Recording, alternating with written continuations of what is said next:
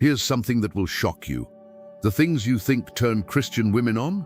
They're probably killing your chances at a godly relationship. And brother, I'm about to reveal 9 biblical truths about attraction that your youth pastor never taught you, that will change everything you thought you knew about winning a woman's heart. Most Christian men have been fed lies. You've been told that if you're just nice enough, spiritual enough, if you open enough doors and memorize enough Bible verses, she'll fall head over heels. But here's the brutal truth. Friend zone graveyards are filled with nice Christian guys who did everything right according to what they were taught, yet ended up alone, confused, and wondering what went wrong. I'm going to share something controversial today. Attraction isn't unbiblical. God designed it. He created the magnetic pull between man and woman. And when you understand how He wired women, you'll stop wasting years doing things that actually repel the very woman you're trying to attract. This isn't about manipulation.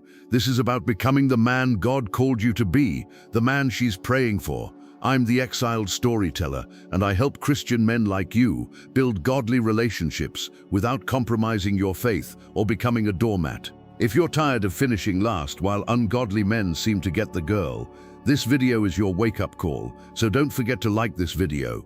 Now, before we dive in, let me be crystal clear. These 9 ways aren't tricks or worldly tactics. These are principles rooted in biblical masculinity that work with emotionally healthy, faith-filled women who want a Christ-centered marriage, not with women who are playing games or looking for a sugar daddy. Fair warning, some of these truths might sting. You might not like me by the end of this video, but I'd rather tell you the hard truth that sets you free than comfortable lies that keep you stuck. Remember, explaining isn't excusing. I'm simply decoding what godly women actually respond to versus what they say they want. Here's what you need to understand right now. For a woman, attraction doesn't start with your bank account or your biceps. It starts in her heart and mind. God designed women to be responders. When you show up as the man He created you to be, she responds. When you show up weak, uncertain, and people-pleasing, even if you mean well, her attraction shuts down. It's not her fault.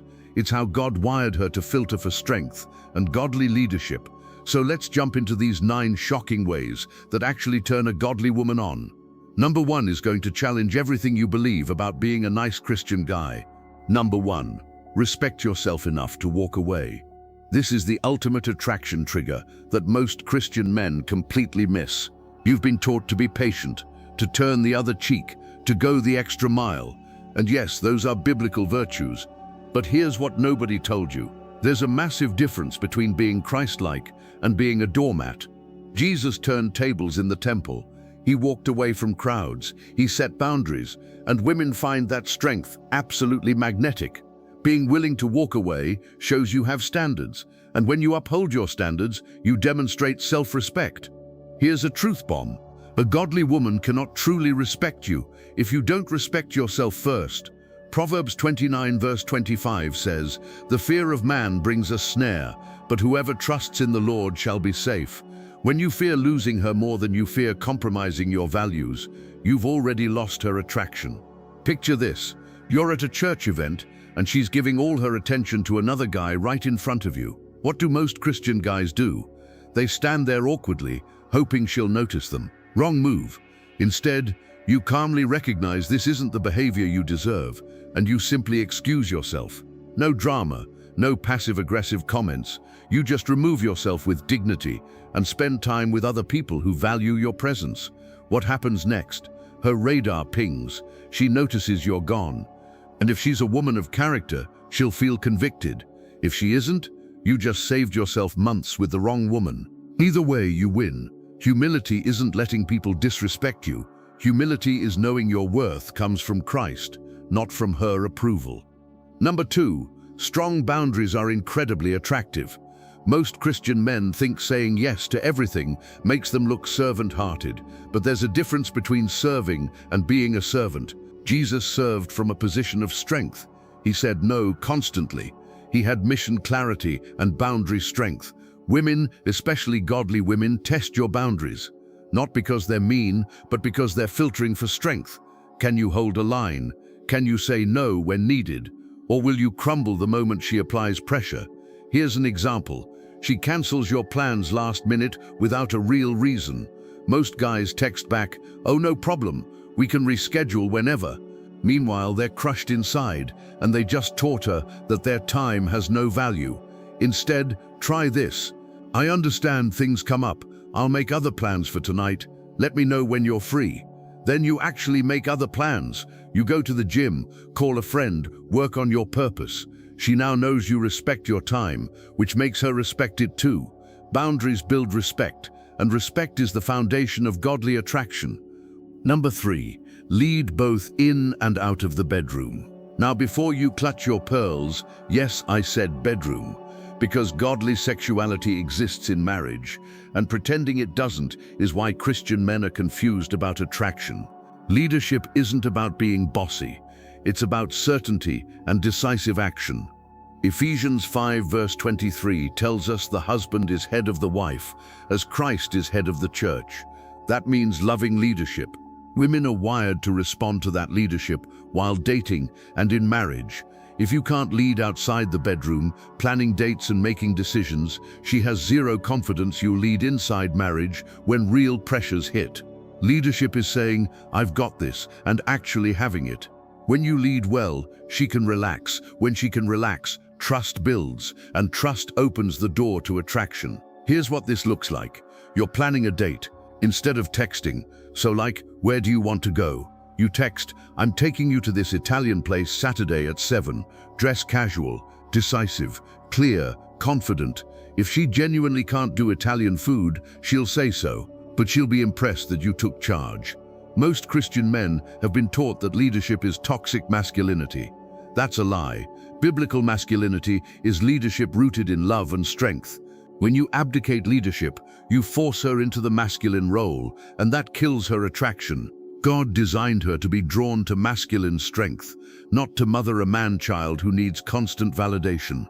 Number 4, confidence beats looks almost every time. You can be 6'3" with a chiseled jaw, but if you hesitate and seek her approval for every decision, attraction will die. But a confident man with average looks, who knows who he is in Christ, who walks with purpose, will trigger attraction way more often than you think. Confidence isn't arrogance. Arrogance says, "I'm better than you."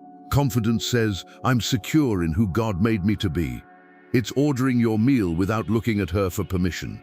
It's holding eye contact when you speak. It's not over-explaining yourself. Small things. But women notice everything. Women can tell if you're faking confidence. But if you keep practicing confident behavior, eventually your identity catches up. It's like faith. James says faith without works is dead. You exercise faith through action. Same with confidence. You exercise it through decisive behavior until it becomes who you are. 1 Corinthians 16 verse 13 says, "Be watchful, stand firm in the faith, act like men, be strong." That's a command to step into masculine confidence. Number 5, mystery is more attractive than oversharing. Christian guys make this mistake constantly. They think transparency means telling her everything immediately. First date, they're spilling their entire testimony, every struggle, every insecurity. Brother, you're killing mystery. And mystery creates curiosity. Curiosity fuels desire. I'm not saying lie or hide who you are. Be strategic. Reveal yourself in layers over time. When she texts, you don't need to respond instantly with a dissertation. Finish your workout, complete your work, then send a focused reply. She's not entitled to a play-by-play of your day. Let her wonder what you're up to. That wondering, that's her thinking about you, that's attraction building. Proverbs 25 verse 2 says, "It is the glory of God to conceal a matter, but the glory of kings is to search out a matter." There's something inherently attractive about a man who doesn't reveal everything at once. It makes her want to discover more. Predictability kills butterflies. Women need those butterflies, especially at the beginning. Mystery and reliability aren't opposites. You can be reliably present while maintaining an attractive level of unpredictability. Number 6, emotional safety unlocks her heart. Here's where Christian men get confused. You think emotional safety means being soft, agreeable, never rocking the boat. Wrong. Emotional safety means she can test you, push your buttons, tease you, and you don't crack. You're steady, unshakable, because your emotional security comes from Christ, not from her approval.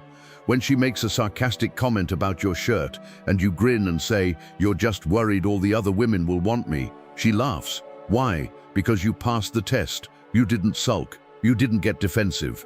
That steadiness builds trust, and trust allows a godly woman to soften and surrender to your leadership.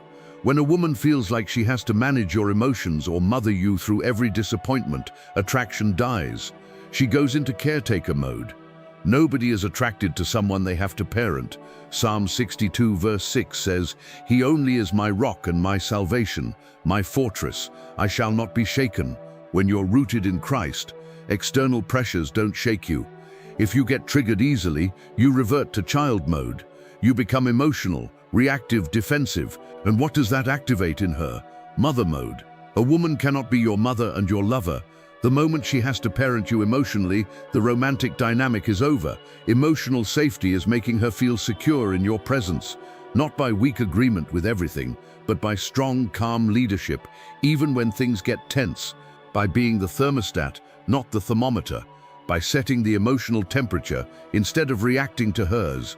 That strength mirrors how Christ leads his church. Number 7. Intentional touch creates attraction. This is where Christian men freeze up. You're terrified of being creepy, so you don't touch her at all until you're engaged. Then you wonder why there's no chemistry. Brother, godly physical touch is part of how attraction builds. The key word is intentional. Not desperate, not hesitant, intentional. Appropriate touch in appropriate contexts accelerates attraction. Start small, safe zones. When you're walking and telling a story, a light touch on her arm when you laugh. When you're guiding her through a door, a hand on her lower back. Brief, purposeful, non-threatening. You're creating appropriate physical connection. Song of Solomon is in the Bible. Physical attraction is God-designed. You just need wisdom about timing. Here's the progression. Stage 1, safe zones, forearm, outer arm, shoulder. Brief touches, 1 to 2 seconds max. You're gauging her response. Does she lean in, touch you back, smile and maintain interaction? Green lights. If she pulls away, you back off. But most women, if they're attracted, will respond positively to respectful, confident touch. Stage 2, if she's responding well, hand holding, lower back, longer touches on stage 1 areas. You're building comfort and anticipation. This physical progression creates sexual tension, and sexual tension is not sinful. It's part of how God designed attraction. The tension, the anticipation, the delayed gratification, that's what makes the eventual union in marriage so powerful. Number 8, sexual tension without rushing. This separates men who get friend-zoned from men who stay in the romantic zone. Attraction lives in the space between moves. Yes, that tension can feel awkward, but that discomfort is where attraction intensifies. The build-up is often as powerful as the release for women. Here's an example. You're having a great conversation. Eye contact is strong. Her pupils dilate. She's laughing, leaning in. The moment is there for a first kiss. But instead of lunging awkwardly, you hold the tension. You let the moment breathe. Maybe you glance at her lips, then back to her eyes. You lean in slightly, then pull back. You're building anticipation. Her heart is racing. She's wondering if you're going to kiss her. That wondering is attraction fuel. Too many Christian men either move too fast out of desperation or too slow out of fear. You need calibration. Read her signals. Lingering eye contact, finding reasons to touch you, laughing at things that aren't funny, positioning herself close. Those are yes signals. Trust them. Move forward with confidence, but in stages. Let the tension build. That tension is designed by God to lead somewhere, marriage. So you build it appropriately. Keep physical boundaries appropriate, and let that tension motivate both of you toward covenant where it finds its God-honoring expression. Number 9. Ambition is absolutely magnetic. Women are not turned on by excuses, laziness, or lack of direction. A man with drive, vision, and God-given purpose is incredibly attractive. A man who drifts aimlessly, that kills attraction fast. You don't have to be saving the world, but you need something that gets you up in the morning, something beyond her. Proverbs 29 verse 18 says, "Where there is no vision, the people perish." A man without vision is unattractive because there's nothing to follow. Here's what this looks like. She wants to hang out, but you have a big project deadline. You say, "I can't tonight. I need to finish this work, but I'm free Thursday." She might pout, but deep down, she's impressed. You're not easily pulled off mission. That makes you more valuable in her eyes, not less. Christian men struggle with this because they think serving God means having no personal ambition. That's not biblical. God gave you gifts, talents, and purpose. Colossians 3 verse 23 says, "Whatever you do, work heartily, as for the Lord and not for men." Your work matters, your mission matters, and when you pursue it with passion, that passion becomes attractive. She sees a man who's alive, driven, capable. Key truth, you need purpose for you even more than she needs it from you. Because purpose makes you a whole man, and a whole man is the only kind who can sustain a healthy, godly relationship. If your whole identity is wrapped up in getting her, you'll become needy, and neediness is attraction poison. But when your identity is rooted in Christ and expressed through your calling, you're grounded, you're attractive, you're the prize. So which of these 9 ways surprised you most? Are you doing things that kill attraction without realizing it? Most Christian men are. They've been taught to be nice and spiritual. Those things are good, but without masculine strength, leadership, confidence, and purpose, they're not enough. You can be godly and attractive. Biblical masculinity is most attractive. Here's your action step. Choose one thing from this video and implement it this week. Maybe it's setting a boundary. Maybe it's planning a date with confidence. Maybe it's getting clarity on your purpose. Whatever it is, take action. Faith without works is dead, and knowledge without application is worthless. If this video challenged you, good. Hit that like button. Subscribe if you want more biblical truth about relationships and masculinity. Share this with a brother who needs to hear it. Too many good Christian men are stuck because nobody's teaching them these truths. Remember, you are the prize, not in arrogance, but in Christ's secured identity. When you know your worth comes from Him, everything changes. You stop seeking her validation and start leading with conviction. And that's when godly women take notice. Thanks for watching. God bless you. Now go become the man she's praying for.